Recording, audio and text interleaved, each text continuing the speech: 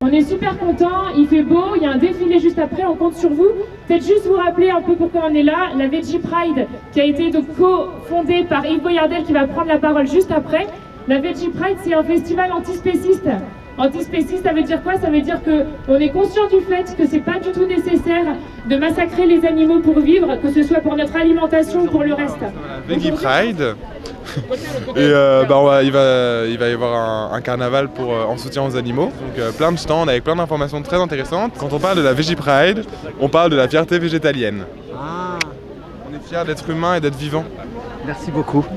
Merci à toi. Ça annonce bien, on a du super beau temps, on a des gens heureux, de la nourriture partout, vegan, sans souffrance animale, c'est vraiment le top. On est fiers d'être vegan, on est contre l'exploitation animale. On mange pas de viande, pas de poisson, pas de lait, pas d'œufs, on prend rien qui est testé sur les animaux, on porte pas de cuir, de laine, rien d'origine animale. Non, j'ai de la chance, j'ai des parents qui sont très sensibles aux animaux et à l'écologie, donc ils comprennent et ils sont comme moi, enfin pas au même point, mais ils mangent pas de viande. Et souvent on pense que si on mange pas de viande, on va forcément avoir des problèmes de santé, que c'est la chaîne alimentaire, que les animaux sont faits pour ça. Dans notre société, on a quand même le choix, c'est pas comme si on était des Esquimaux, qu'on n'avait vraiment pas d'autre façon de se nourrir. Le problème, c'est l'argent en fait, c'est l'argent qui fait tout. Et tant que ça rapportera de l'argent, tant que les industriels ne se rendront pas compte qu'il y a aussi de l'argent à prendre chez les gens qui ne veulent plus se nourrir de cette façon, à ce moment-là, on pourra changer de paradigme et passer à quelque chose de plus éthique. C'est vrai que c'est l'argent, au final, c'est la course au profit qui nous fait complètement faire des choses affreuses à tous les niveaux de la société. Puisque moi je suis un lapin, on est abattu et destiné à la nourriture humaine.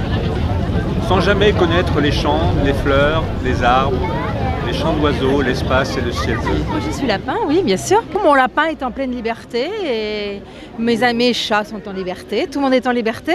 Mon petit-fils voudrait essayer la cage, c'est aussi un lapin. Alors c'est comment la cage? On ne peut plus bouger. Ça veut dire qu'on n'a plus la liberté. On est serrés les uns contre les autres. Ah ouais. Et donc on se gêne et puis on vit dans nos excréments également. Et vivre dans ses excréments et dans son pipi, c'est jamais très agréable.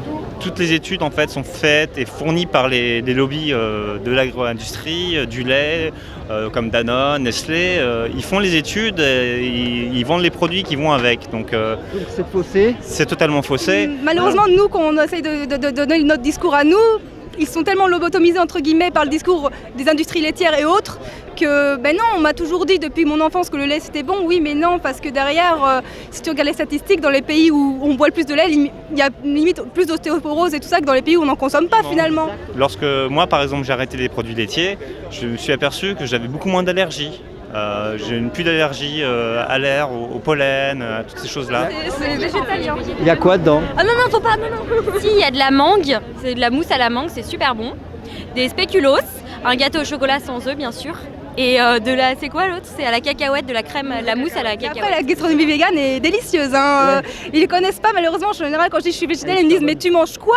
Mais tu te rends pas compte de tout ce que je mange. J'ai jamais aussi bien mangé depuis que je suis végétalienne. Les grandes surfaces commencent à en prendre conscience. Ils se rendent compte qu'il y a ce besoin des gens de trouver des produits sans animaux, sans souffrance animale.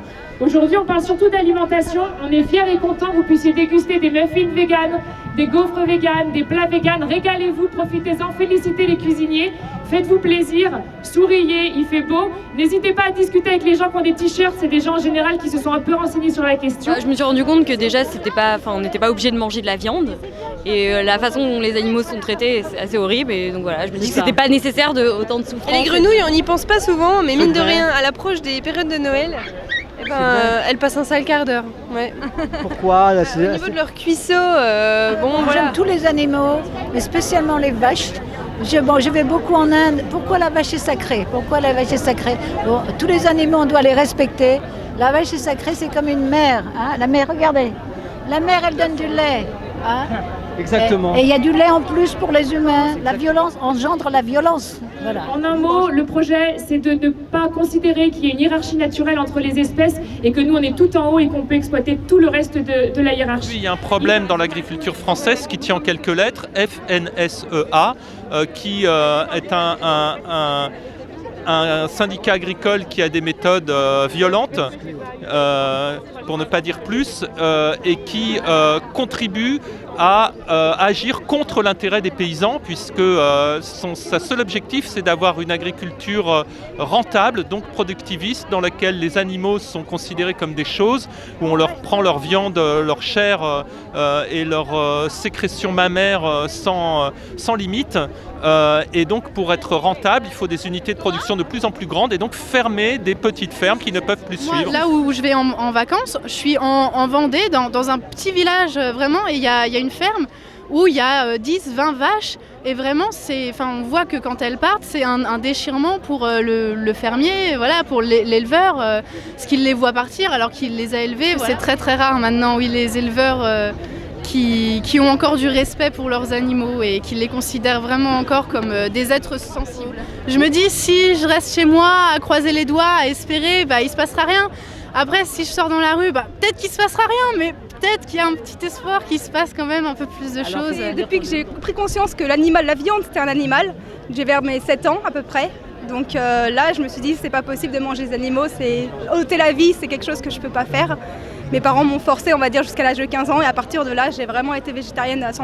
Mes parents m'ont dit que j'allais perdre mes dents, que j'allais devenir rachitique, mais non, ça fait 15 ans maintenant et je vais très bien. Moi, je suis en meilleure santé, je fais 15 km de vélo par jour, je fais du footing quasiment toutes les semaines, je suis en très bonne santé, je suis jamais malade quasiment, tout va bien. J'essaie d'éviter d'imposer mes convictions parce que je sais que c'est quelque chose à débat et c'est compliqué. À chaque fois que je dis que je suis végétarienne ou végétalienne maintenant, j'ai toujours oui mais les carottes ça souffre aussi et c'est ça. C'est vrai que j'ai toujours le petit débat et donc j'essaye d'éviter ça. C'est vrai. Et on n'a pas toujours été végane pour la plupart d'entre nous, c'est un chemin qu'on a abordé parfois progressivement, parfois du jour au lendemain, donc on a du respect pour ceux qui ne sont pas du tout encore dans cette sensibilisation-là. Oui, j'ai même une collègue avec qui je discute régulièrement, maintenant elle est quasiment, je ne vais pas dire flexitarienne, mais maintenant elle est vraiment, elle fait très attention, elle mange beaucoup de soja, elle mange beaucoup de protéines végétales et elle fait attention à son alimentation. Et c'est vrai qu'on peut, en discutant intelligemment, faire changer les mœurs et les choses. Un écologiste qui n'est pas végétalien, pour moi, c'est pas vraiment un écologiste. Quand on voit que la production, les élevages intensifs, c'est presque 50% des émissions de CO2, à un moment donné, quand on est écolo, on est forcément vegan, quoi. Mais c'est vrai que ce qui n'est peut-être pas encore fait, c'est le lien entre le système productiviste qui veut être rentable tout le temps à tout prix et qui exploite les gens dans les hôpitaux et les paysans et les animaux dans les fermes. C'est le même système d'exploitation. C'est logique, il faut défendre la planète en fait. C'est un tout. Dans la cause, là, il y a la COP21 qui arrive bientôt. C'est vraiment au cœur du sujet. Là, c'est vrai que c'est quelque chose qu'il faudrait vraiment... on a l'impression que c'est un débat qui est masqué en fin de compte, c'est pas vraiment mis en avant et c'est dommage parce que ça fait quand même partie intégrante de l'écologie, je pense. Peut-être un petit mot aussi enfin pour introduire du coup les deux personnes qu'on est ravis d'accueillir là. Je pense notamment à Jacques Bouteau qui est le maire du 2e arrondissement, qui est la première mairie à avoir instauré jeudi végétarien. Il y en a qu'on commence à applaudir, vous pouvez y aller. C'est une mairie qui nous soutient aussi tout au long de l'année, qui nous prête des sacs. Merci à vous. Merci aux organisateurs, merci pour votre présence. Je suis donc un élu, un maire du 2e arrondissement de Paris. Et je voudrais ici témoigner avec vous que les élus ont le moyen d'agir, notamment dans la restauration scolaire, puisque cela fait bientôt 7 ans que, une fois par semaine, nous avons introduit des repas végétariens à la plus grande satisfaction de nos jeunes convives dans les restaurants scolaires et que ça marche. C'est possible et tout le monde en est très content.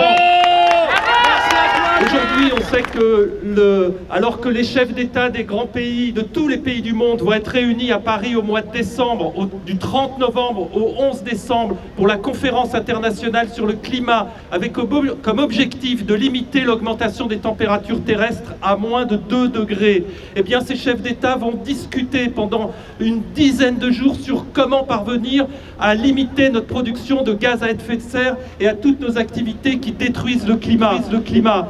Eh bien, il y a une façon de réduire les dérèglements climatiques et de permettre à la planète de perdurer et à chacun de bien vivre. Il y a une façon très simple, c'est que nous soyons tous demain végétariens. Nous savons qu'aujourd'hui, l'alimentation carnée est responsable de plus d'un quart des émissions de gaz à effet de serre.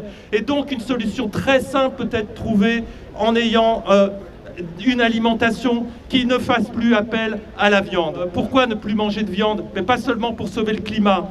Aujourd'hui, alors que l'Assemblée nationale a reconnu que les animaux étaient des êtres sensibles, doués de sensibilité, quel sens cela a-t-il de continuer à les manger alors que nous pouvons faire autrement? Cela est éthiquement irresponsable. Bravo!